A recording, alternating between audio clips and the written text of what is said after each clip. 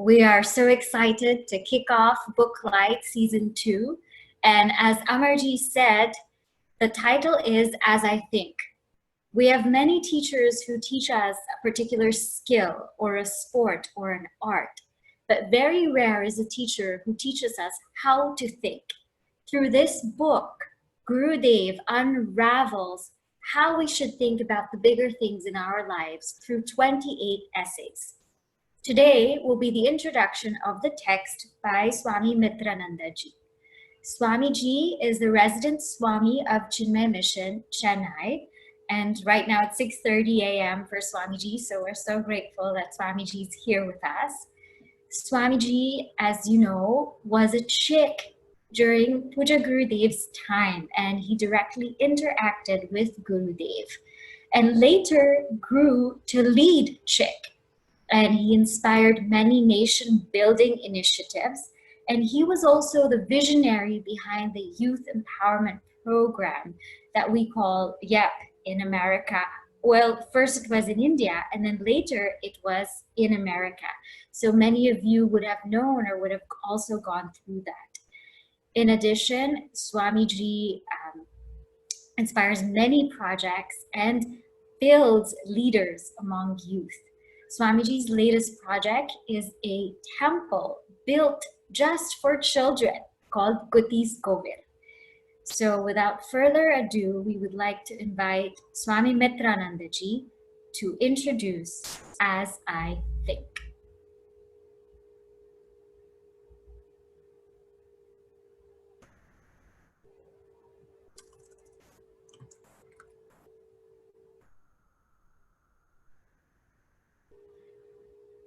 So Swamiji can... Thank you. Yeah.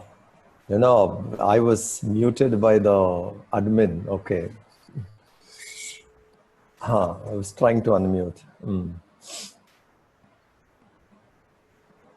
Samasta jana kalyane naratham karunamayam namami chinmayam devam satgurum brahmavitvaram. Salutations to everybody. If Sarveshananda is listening, Sarveshananda Hari Om. We first had a magazine in Chinmay Mission called Tyagi. This Tyagi magazine is the first magazine Chinmay Mission brought out in mid-50s. Later, this magazine Tyagi, which is a small magazine, Tyagi means renunciate, a detached person. And later that slowly became Usha. And Usha means dawn. And when Swami Tapovanji passed away, when he attained Mahasamadhi, then that Usha slowly became Tapovan Prasad. That's how the evolution of our monthly magazine is. It started as Tyagi, then Usha, and now it is Tapovan Prasad. So this magazine, monthly magazine, was a tool where Gurudev would directly communicate. Please remember, in today's age, we have different facilities of communication. In his time, there was not even internet. So it has to be through talks, it has to be through letters, it has to be through monthly magazines. Because his lectures used to happen in one part of the world, and if the rest have to be connected, it was only through these kind of magazines. So monthly he would write. And he had a very important section in this monthly magazine, which was Usha, when he brought out these letters. These, As I Think essays, came out in 1958, towards the end of the 50th, late 50s. And he felt that he has to say something to the members who are following him, the members who have joined, because the organization as Chinmay Mission was formed in 1953. And slowly it spread from one center to other centers. And as it spread, it was important that he communicated to the members directly. And Usha was the magazine. And this section of articles were very, very important. Like when Gurudev speaks on the Bhagavad Gita, when Gurudev speaks on the Upanishad or other texts, Prakarana Granthas, etc., he would restrict himself to that verse. What the verse is, and he would interpret that. What is Arjuna's dilemma? He would interpret that. What is Krishna's intellectual logic? He would interpret that and explain to us. But here and there, he may touch a little bit of today's issues, Arjuna's dilemma, Arjuna and us, etc. But more or less, he was always restricted in his expression to that verse, to that mantra of the Upanishad or to the sloka in the Gita. So there are few books where he has come out directly, where there is no restrictions, what he felt he has to say. And this is one such book where he opened up himself totally after traveling as a saint, doing prachar work from 1951 to 1958, 8 to 9 years. When he traveled across India, he saw different things and he felt there are things which he needs to say. And this is one such book, his original thoughts penned. Not even books like Gita or Upanishads come in here. Because here what he felt, he has penned it down directly for us to understand. Otherwise, there was always a limitation of interpreting through the verse. So here he has come out, opened himself fully. I remember recently I met one doctor and she shared something very, very beautiful. And she shared it of her experience with Gurudev when she was a medical student. And she was excited to meet Gurudev and she was studying in the college. And she told her friends, listen, today, I have to go meet, next week or something, I have to go meet my teacher, Swami Mitrananda. And the medical students were laughing, you want to go meet a saint? What do you want to meet a saint for? You know, things like that. And she did not know how to introduce Gurudev to them.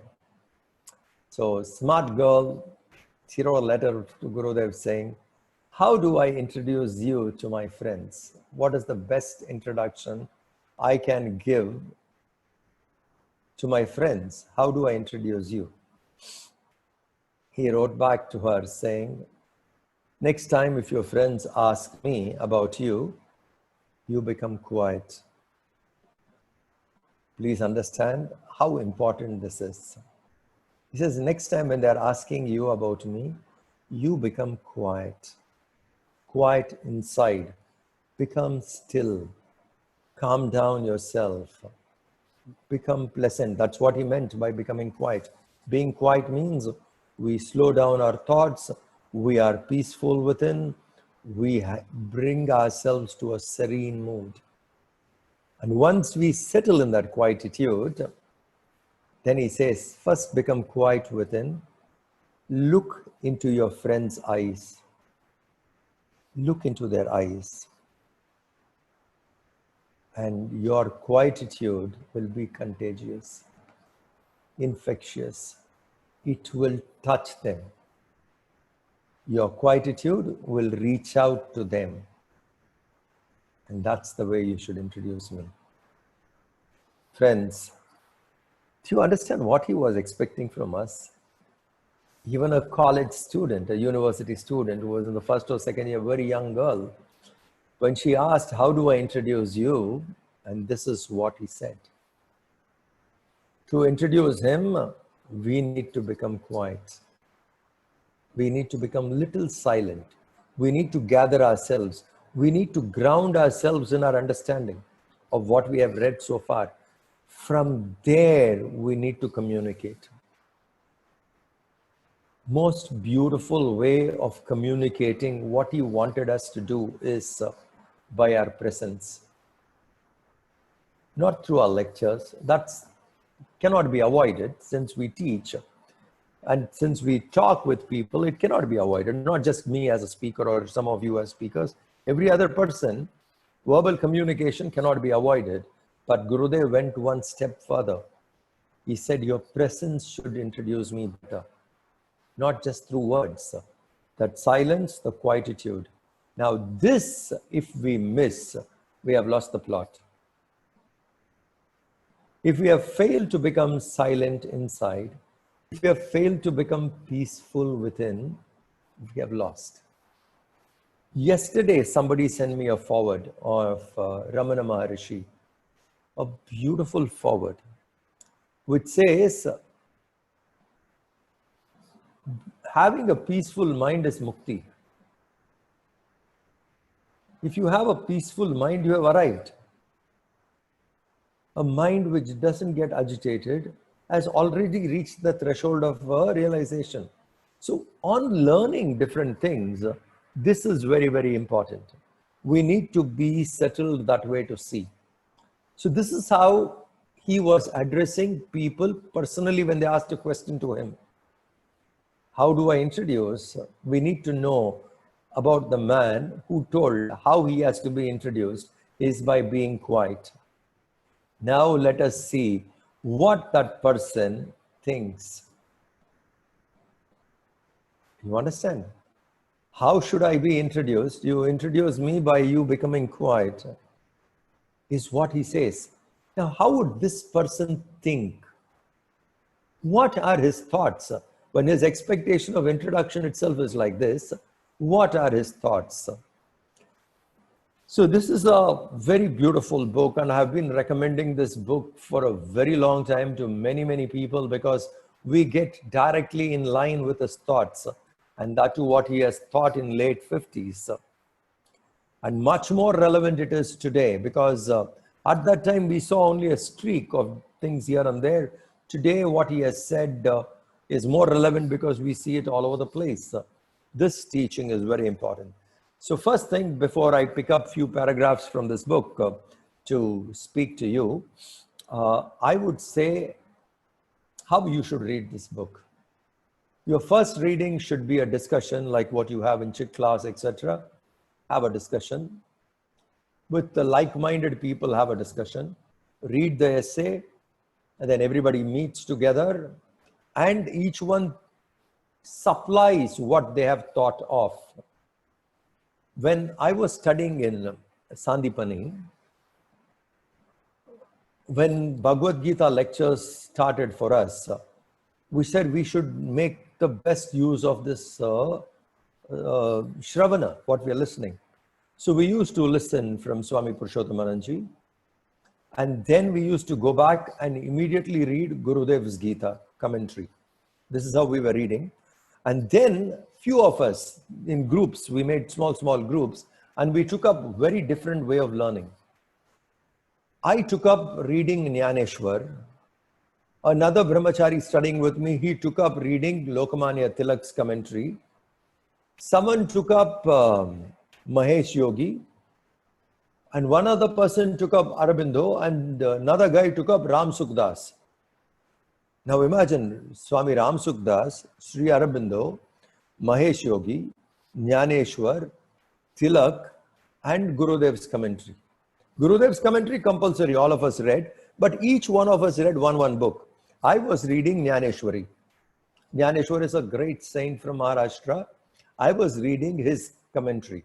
Now in the evening, we used to sit for 45 minutes, and each one's job was, in 5 minutes, you have to tell what that words Jnaneshwar was saying. What was Aurobindo's comment on it, or what did Tilak say about it, and general essays. And Ram Sukhdas went commentary verse by verse, what did he say? This way, in that 45 minutes in the evening when we used to meet, we shared ideas. I found that to be extremely helpful. We got a bigger insight in understanding the Gita. So it was very, very effective. I would suggest the same thing for you here, but with slightly. Now, first, the best way to read this book is go through the essay once by yourself. Then sit with small groups. You can't have 25 people giving opinions. Just select a small group of 4 or 5 people who must have also read that essay, and then you all discuss what it is. Different people's inputs, insights will come. Now gather those insights, list them down, and read the book once again. This time you read it alone. Now you don't have to discuss with anybody. Just contemplate what you have read. Do reflection upon it. And through reflection, if what Gurudev had in mind seeps inside, our thoughts change. The trick is to change our thoughts, because we are what our thoughts are. We are what our thoughts are. So the trick is to change our thoughts. So how do I change my thoughts? By triggering a better thinking in us. We need to trigger better thinking. Thoughts generally come, so trigger it out in a better direction. We can't stop thinking. Thoughts will flow unless we become a yogi, settled in meditation completely. Thoughts will be there, relatively quiet, we can make thoughts. So what should we do is trigger the thoughts in better direction, so eventually they become silent. So this book, after first reading individually, second level is discussion with 4 or 5 people. Third level is you read again by yourself alone for personal study. Now, with the inputs of the discussion, when you read again, different kind of thinking settles in you. A contemplation takes place. Mananam happens. When mananam happens deeply, thoughts which trigger changes. Our thoughts become different. Slowly, what he has expected us, we start thinking in those directions. That's why this book is brilliant when we say, as I think. What he was thinking, those ideas get inside and it triggers. And what was he thinking? The book will explain what was his thoughts. But what was his thoughts? His thoughts were the thoughts of the rishis. His thoughts were the thoughts of the people who have reached the truth. His thoughts were the thoughts of an enlightened. His thoughts were the thoughts of an enlightened coming down to the world and teaching. So he had, and Gurudev, if you see, he was a beautiful combination of 2 great spiritual giants, 2 brilliant saints. One was a missionary, Swami Shivananda, who was ready to accommodate anybody who came to him, whichever level be the seeker.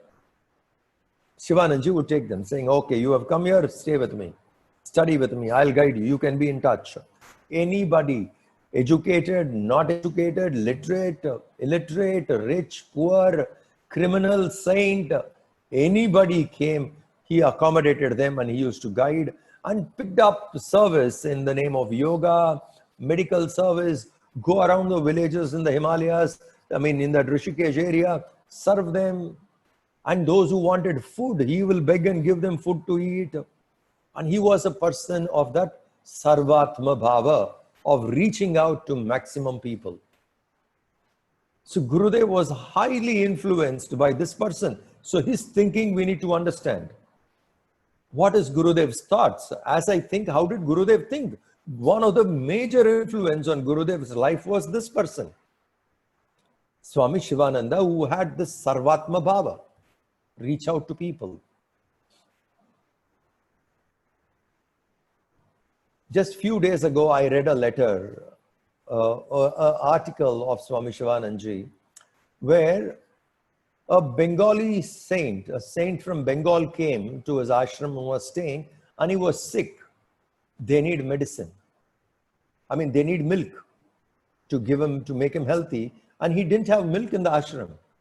Neither he has money to buy milk, and he's accommodating a person to come and stay, because that's how life was in 1920s and 30s in the Himalayas. Whoever came, stay. With that such minimum, they were living, doing their tapas. So he has to go around to a few people and ask for some money. So he met Swami Tapavanji, they were good friends by then, and asked, Swamiji, can you give me a little money? Because there's a saint here from Bengal, a sannyasi, and he is not well, I need to buy him milk. And I tried to get few ounces of milk all around the other ashrams nearby. Nobody's having it. And the only way is left is we have to buy. And for that, I need 2 annas. 2 annas is something less than 2 cents, okay? Less than 2 cents. So he didn't have. And Tapovanji somehow managed, took it from somebody or other, and he gave him 4 cents and said, 4 annas and go bhai. Now this is the kind of bhav Swami Shivananda had. Living in absolute poverty, but a heart which could accommodate everybody, Sarvatma Bhava. Now this giant has definitely influenced Gurudev's thinking. He was a spiritual giant, and his influence is so deep on Gurudev. And from there, Swami Shivanandaji only sent Gurudev to Tapovanji Maharaj. And how was Tapovanji Maharaj living? He was living in absolute seclusion. In deep winters, he would come down to Rishikesh, if it is too cold. Otherwise, he stayed in Uttarakasi, and most of the summers he was in Gangotri, or wandering alone. His yatras were all alone. His Ishwar Darshan, if you read, he was a man of solitude. If you read his book, Wanderings in the Himalayas, Kailash Yatra, you will know how much time he has spent alone. Absolute tapaswin, Himalayan ascetic, who has withdrawn and quiet by himself, admiring nature, seeing God in the river, seeing God in the flowers. Now he is another person who has majorly influenced Gurudev. So Gurudev is a product of 2 different people. One was to outgo and embrace everybody and guide no matter from which side they came, what background they came. And Tapovan Maharaj is someone who has withdrawn quietly. If there is anybody interested, if they come, he opened out and taught, but he himself did not go. So 2 different ascetics molded Gurudev, inspired Gurudev. Now you have to understand, if Gurudev says, as I think, what kind of thoughts he will have? He will have the influence of Shivananji, he will have the influence of Tapovanji, and the scriptural books, what he has read under them, the Upanishads, and his own reflection, what he did on the Bhagavad Gita. So when Gurudev says, as I think, these 2 ascetics and the scriptures, the Bhagavad Gita, the Upanishads, etc., is what his thoughts are, what his molds are. So through this book, we will understand what kind of thoughts Gurudev has. Therefore, reading this is very important to us, because it will get inside and trigger a different direction in our thinking. Change the thoughts and the person is changed. A pessimistic mind, if positive thoughts comes inside, pessimism goes away, the person becomes positive. Change the thoughts and the person is changed. So this book is a beautiful place, a beautiful opportunity for us to change our thinking. So I'll read 1 or 2 passages just to make us more responsible in our study and in our work with the world around us. Gurudev says here, a traditional religion of the past thus becomes, if not unfit totally, at least ineffectual in controlling, guiding, directing the energies and enthusiasm of later generation. There are times in history when religion takes this kind of a position. A traditional religion of the past thus becomes, if not unfit totally, at least ineffectual in controlling, guiding, and directing the energies and enthusiasm of later generation. At all such movements, a reinterpretation of the timeless, immortal values becomes absolutely necessary. Please understand, this is something all of us need to feel. He says, the traditional religion, which is followed for a long time, sometimes becomes ineffectual because the interpretation what was done earlier is not suiting the times today. The world has changed. And if I'm still holding on to the old method, and I will say only this way I have to do it, then people move far away. So instead of doing good, probably we harm. So here he says, at all such movements, a reinterpretation of the timeless immortal values becomes absolutely necessary. Reinterpretation is a must. How many of us are doing that? Are we creative enough?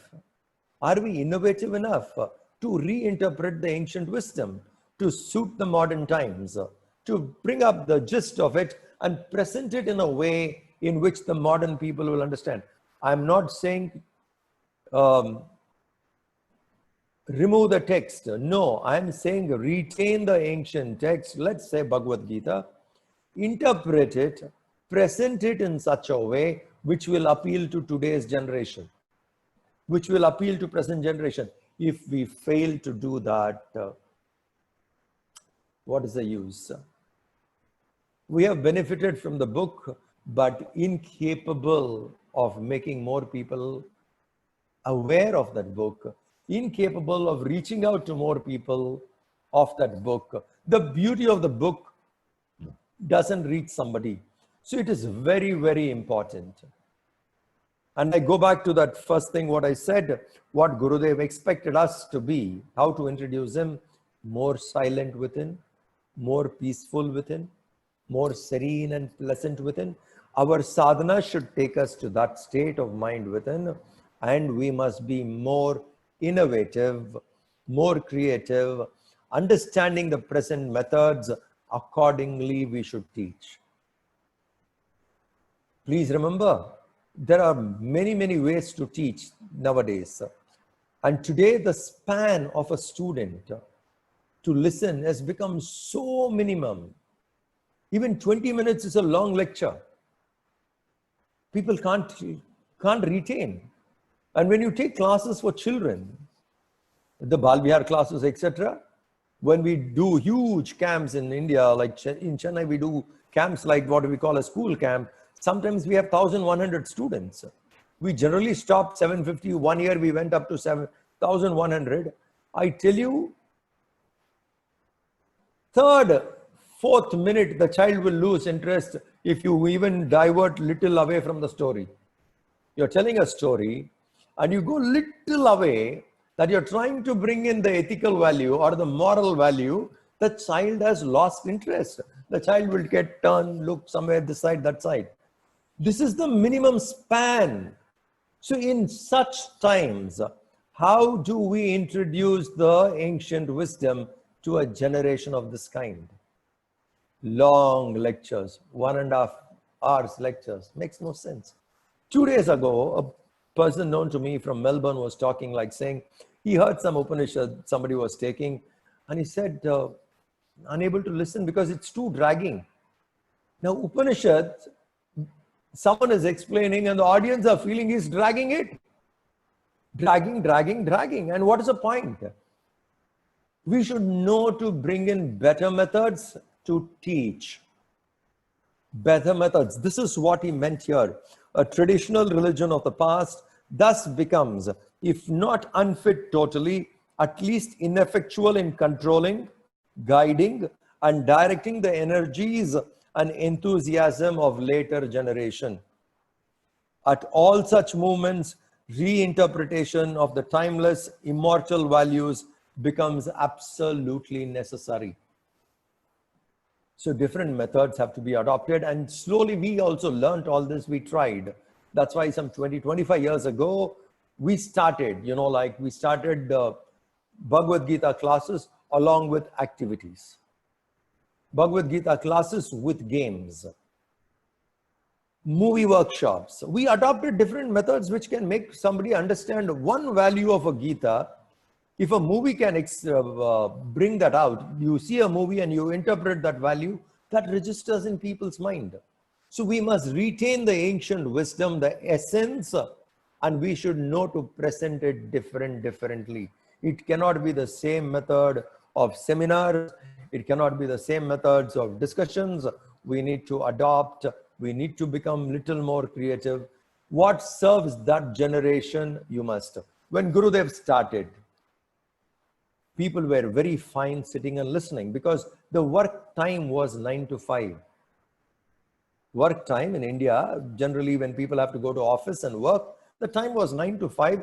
And in 1950s, 60s and mid 70s, there was not even television in India.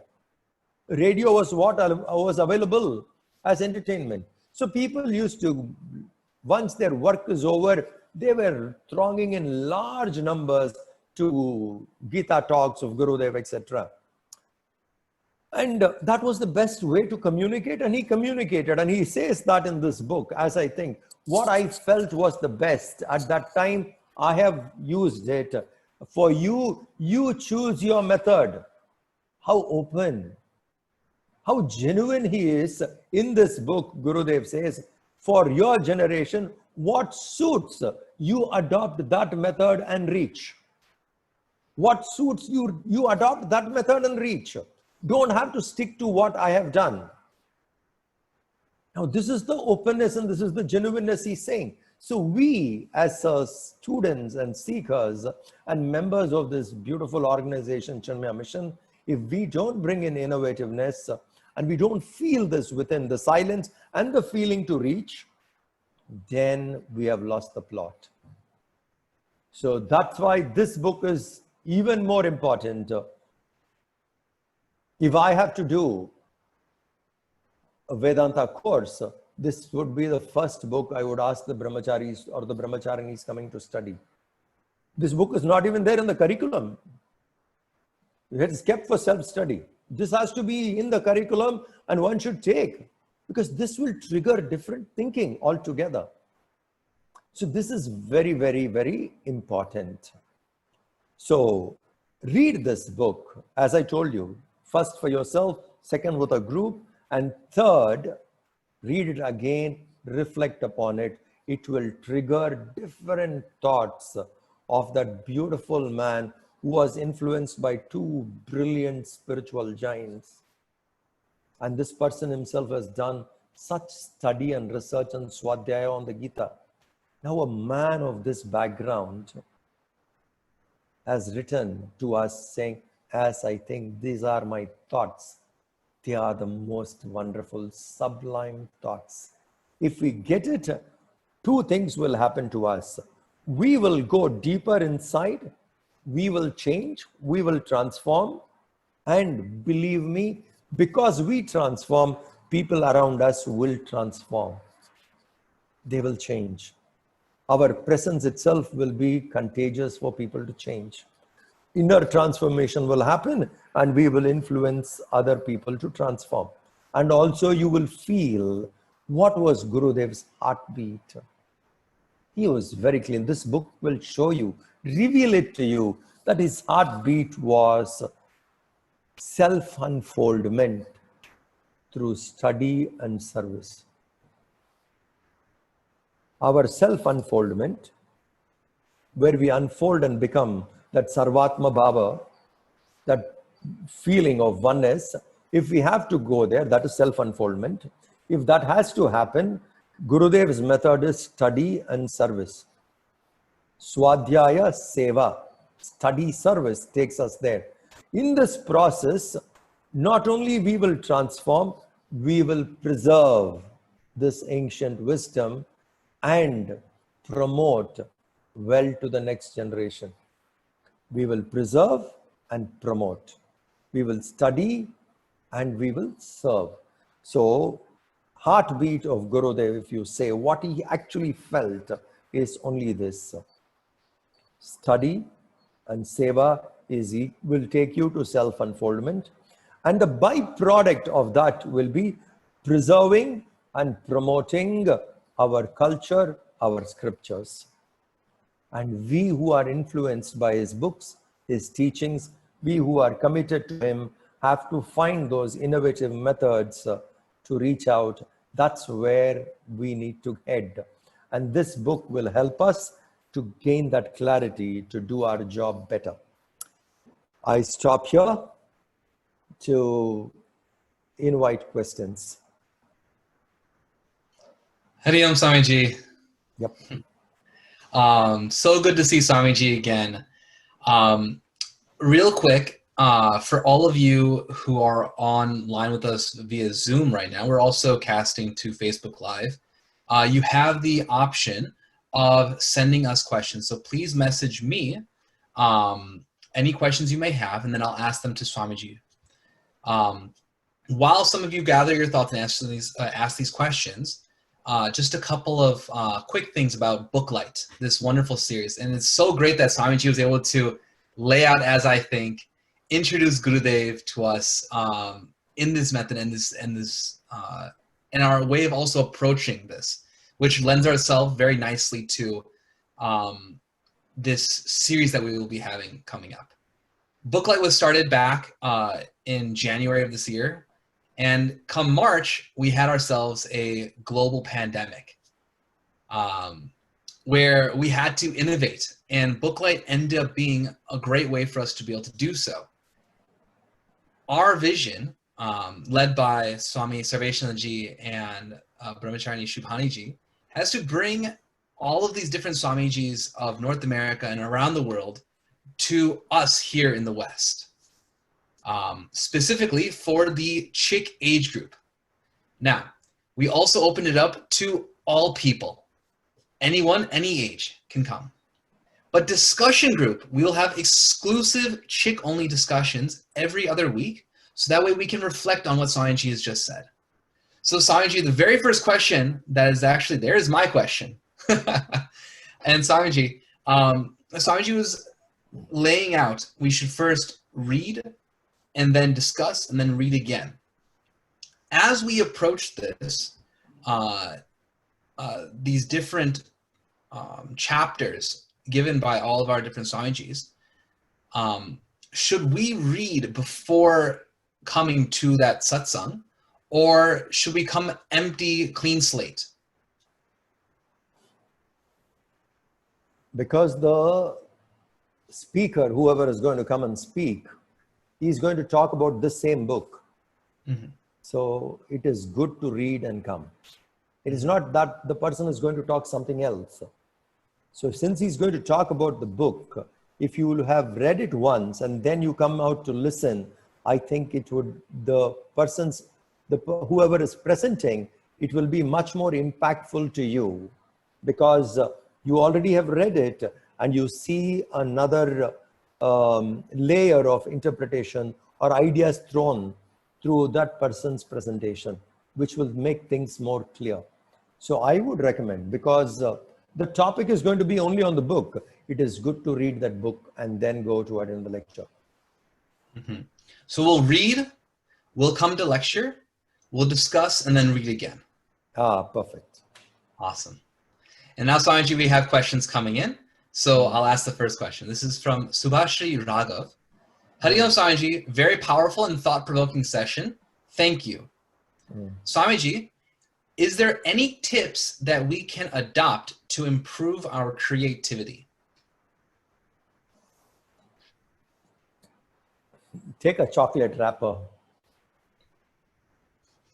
and see what all you can see in it. Write it down. Write an essay. A chocolate wrapper, you take a chocolate and you keep the wrapper and say what this wrapper means, how all I can interpret. One is it's a paper which covered the chocolate. What else can I say about it? Interpret a chocolate wrapper in 10 different ways, 10 different things what you can see in it. How all you can. I mean, it's just the creative. Being creative is looking at the same thing in different angles. That's all. There's not one way of looking only. That is very conditioned, stale. You see this thing in the same way. See it in from multiple dimensions. So look at it the same thing. So start with a chocolate wrapper. See it in different ways and see how it appeals. You know, like what you can do. Same way, once you have done this kind of an exercise, you learn the art of looking at things same way, different ways. Then look at a verse, look at a paragraph, take a quote what Gurudev has said and try to see how well you can express this. Can you express it in a poem? Can you express it through a play? through a skit or through a post. Try that. So this way, then you will open up different ways, and creativity can become a habit. It will just become naturally. It's just looking at how you see. A log of wood comes floating in a river or comes to a shore. Now, how do you interpret it? Many ways to interpret. One could be like someone cut the tree somewhere unnecessarily, destroyed nature, it came floating to the shore. You can look at it as a driftwood, drifted somewhere, caught up, cut down in a forest somewhere, went through the rivers, reached the ocean, and finally settled somewhere. Now that's part of our life. Now in a driftwood, you can see your life, how you see it. So start with small things and see each thing in 10, 20 dimensions. I mean, different ways. I think that will trigger, and it will slowly become a habit to see things uniquely, to see things differently. And if Vedanta is your passion, naturally you will become very creative in expressing Vedanta. Whatever is your deep passion, you will be very creative in that if you learn to see it in different ways. If Vedanta is your creativity, then you will see, you will be very, I mean, if Vedanta is your passion, you will be extremely creative in expressing it. Look at the same thing in multiple perceptions. Thank you. Subhashri lives in Chennai. She meets me every other day, or we do, and she has asked a question.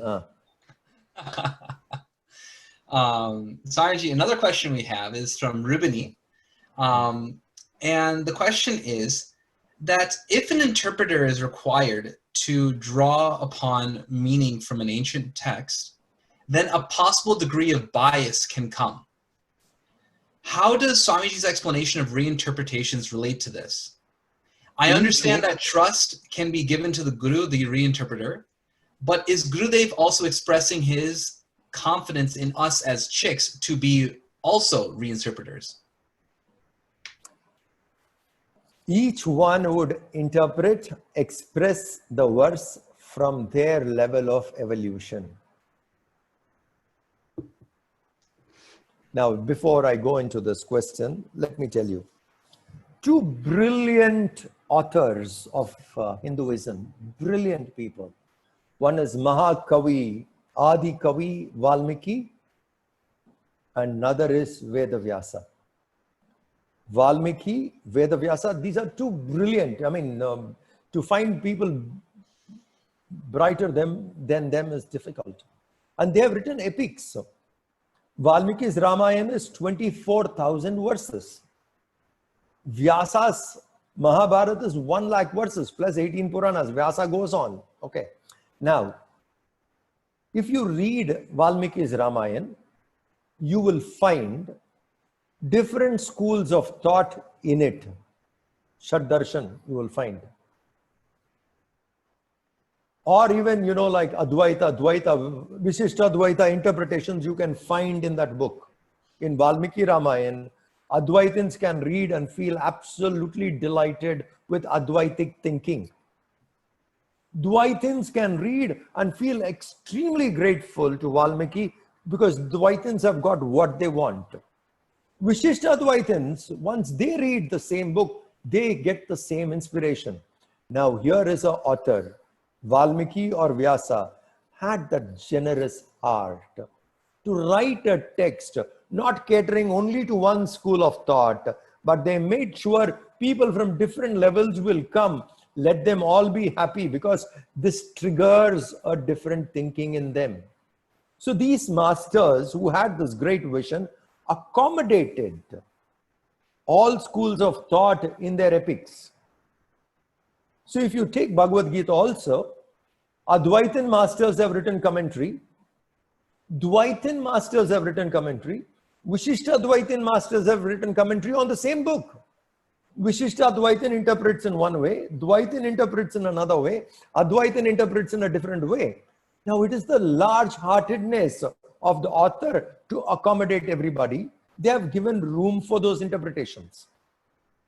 So you have to understand. And now when a book like that we read, we will interpret it based on our evolution. Nothing wrong in it. Please understand. There can be what you call as your bias. I'm using the word as your level of evolution. According to one's evolution, we will interpret it. Now, in interpretation, we should be honest.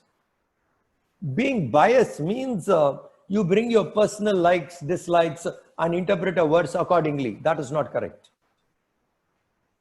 No, that should not be there. What is your conviction? What is your honest expression based on your present growth and evolution? You interpret, it is absolutely fine, because the book is meant for that. The book is meant to be interpreted at different levels for each one.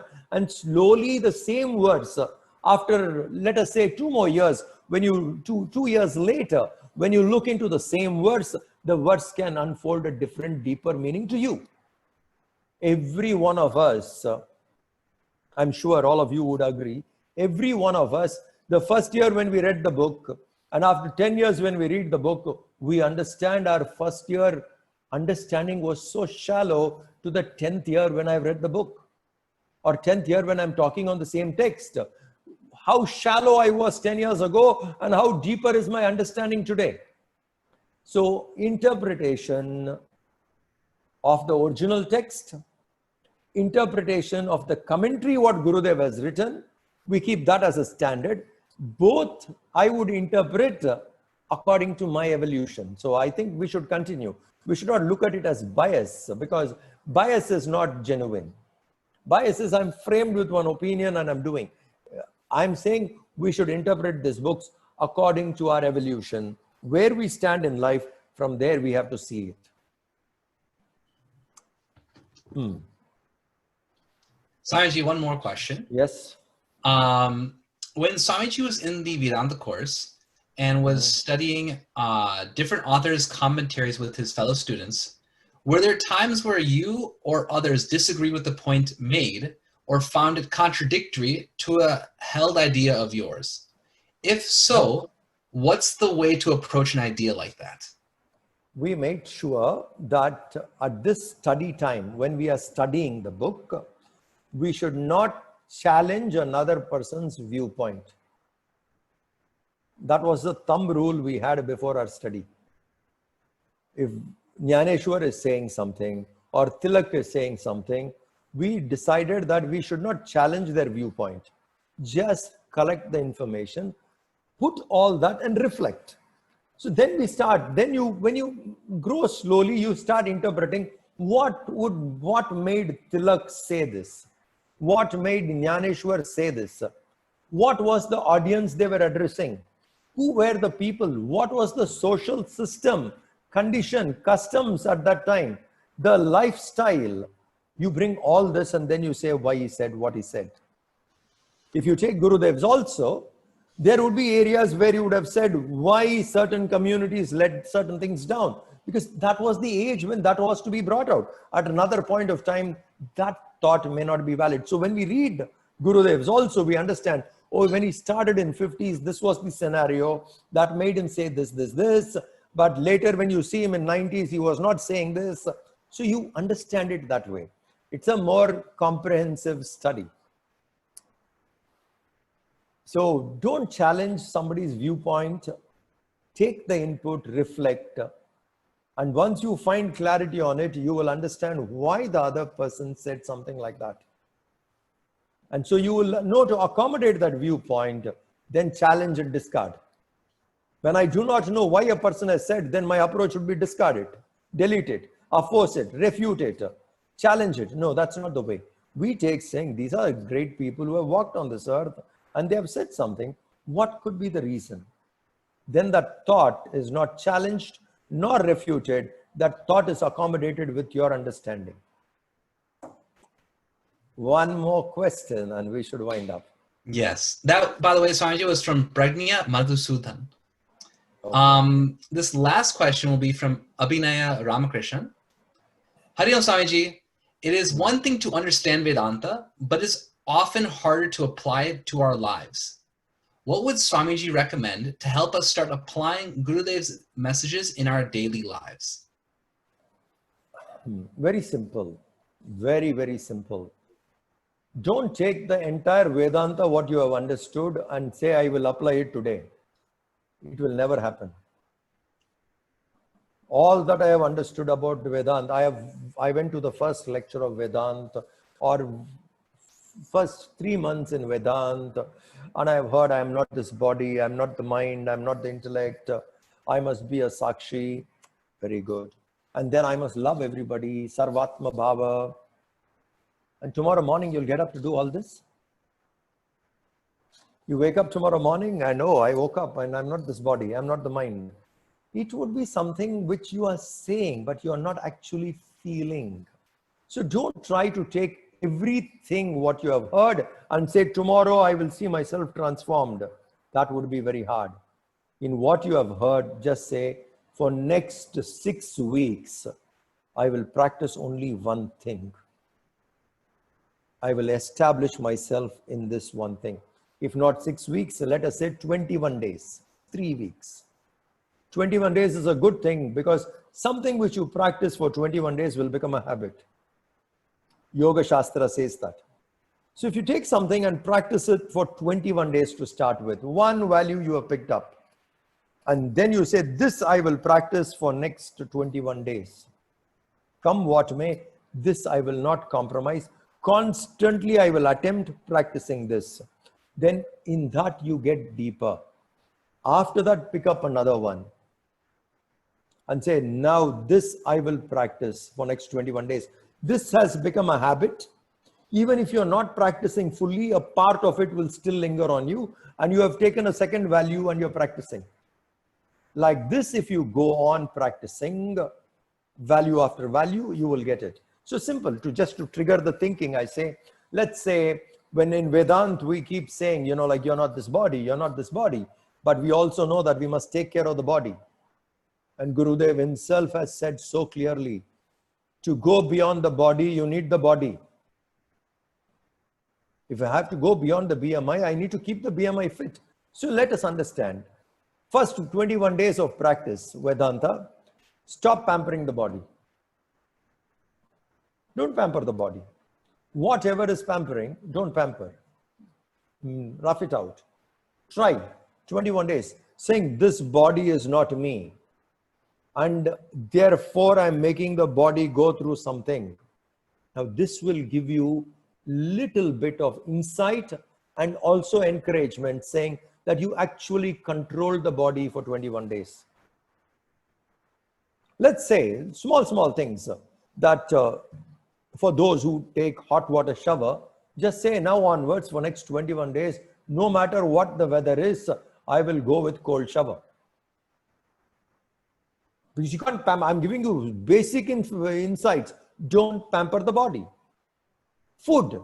I need a particular kind of food. No, I will eat what comes to me. I will not demand for next 21 days. Or if I am making my own food, I will cook and make it simple.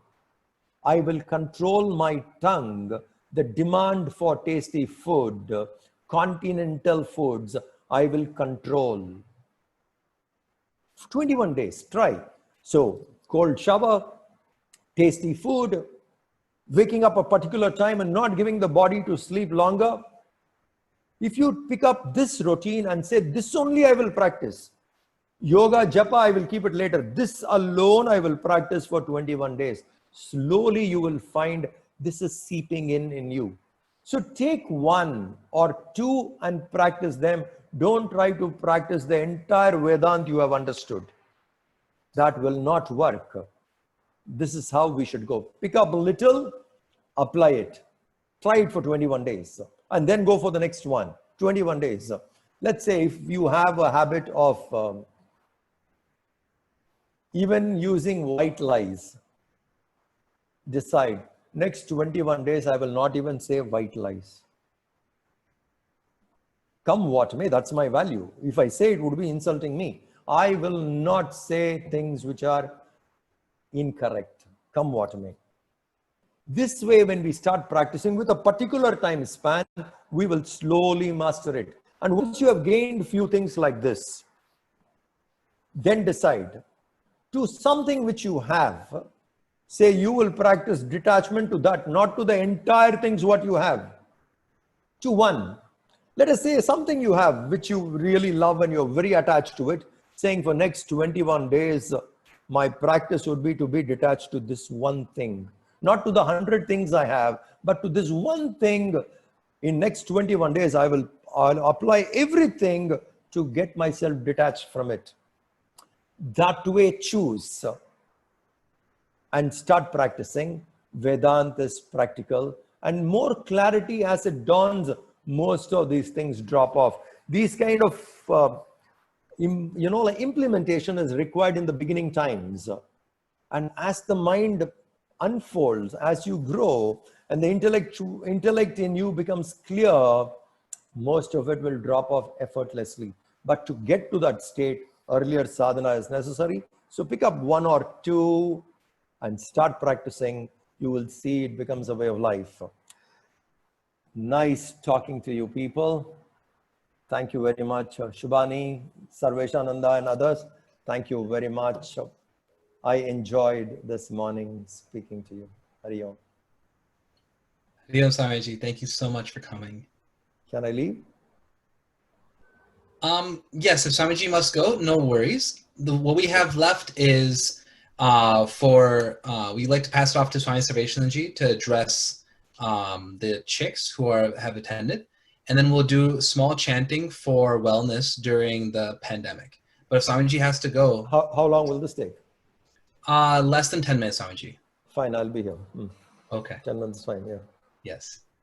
So now we'll pass it off to Swami Sarveshananda, the head of CHYKWest, to say a few words about Booklight as I think in this next chapter. Hari Om, Swamiji. Unmute. Can't hear. Yes. I think. There we go. Yeah. Can you hear me now? Yes. Yes. It is amazing to meet Swamiji on this platform as well. Good to see you, Swamiji. And thank you for the session. The very purpose that we have started this Booklight, and we have put an effort to reach out to all Swamijis and Brahmacharis across, especially those who have had a personal touch, personal connection with Puja Gurudev, is to see different standpoints on the same theme, so that we get to get those nuggets of wisdom from each Swamin's standpoint, as how they have been impacted, how they have learned, how they have grown. And I was so happy to see that Swamiji was mentioning about reading this book as I think, and then change in as I think, so that when we collectively get together and listen, it sharpens our thinking and brings forth this contemplativeness within each one of us. And that was the purpose of having these study groups. And as Amar rightfully summarized it, that you read first, then come and attend the Satsang, then you have the discussion, and then read again. And I would add, keep a note of what your impressions were in your first read versus the last read, and compare it. And you'll see the amazing transformation. And I feel the same when I read the nth time self-unfoldment, is how did I miss this subtlety the last few times that I have been reading it?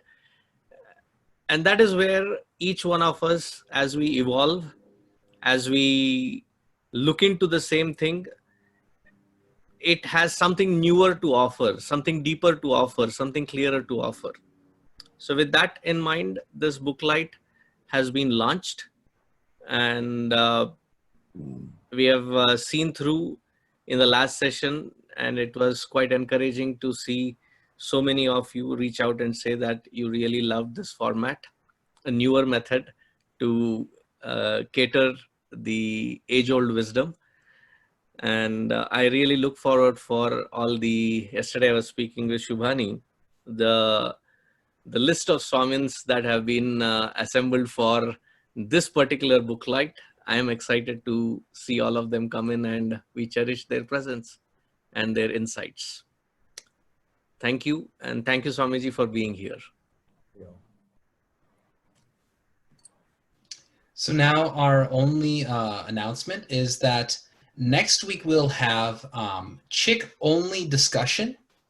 And then the following week, so 2 weeks from today, we'll have Swami Sarveshananda ji joining us for chapter 1 of As I Think.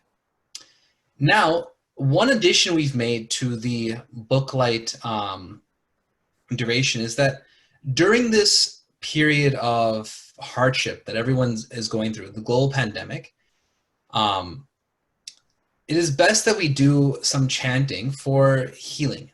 And so while we won't do Hanuman Chalisa today because of time, we will include a Hanuman Chalisa as well as Mahamrutyunjaya mantra chanting every session, so that way we can have some prayer and adopt a sense of healing and conquering of this pandemic.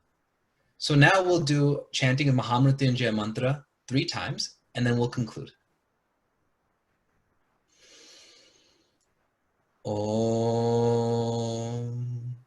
Trambakam Yajamahe Sugandhim Pushtivardhanam Urvarukamiva Bandhanan Mrityor Mukshiyamamritat. Om Trambakam Yajamahe Sugandhim Pushtivardhanam Urvarukamiva Bandhanan Mrityor Mukshiyamamritat. Om Trambakam Yajamahe Sugandhim Pushtivardhanam Urvarukamiva Bandhanan Mrityor Mukshiyamamritat. Om Shanti, Shanti, Shanti. Hari Om Shri Gurubhyo Namaha. Hari Om. Hari Om, everyone. So we'll see you all next week if you're chick, and 2 weeks from today if you are one of our other age groups. See you soon. Hari Om.